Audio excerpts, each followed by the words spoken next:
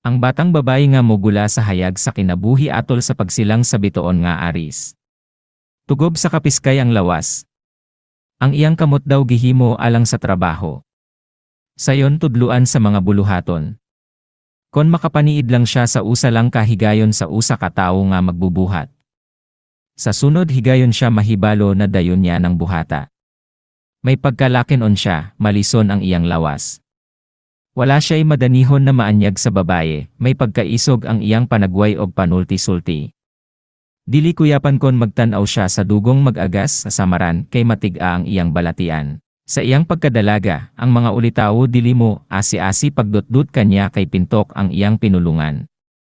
Tagsaray sulti mo tubag dayon. Apan ibabaw niining tanan, aduna siya'y malumong kasing-kasing nga nagtipig sa tinuod nga gugma sama sa ubang babaye. Malipay siyang mamati sa mga amoral ingon man sa pagtubag. Kon imo siyang haranahan, ayaw pagbinuangi sa kanta aron dili ka hibalikasan o higukdan. Kon maminyo, mahimong maayong asawa basta ayuhon lang sa pagdala sa iyang bana. Kay kon dili, siya numero unong bagutbotan nga asawa. Kinahanglan maglikay siya sa kadautan. Madangat niya ang 75 ka tuig kon mabaskog lang ang iyang naturalisa.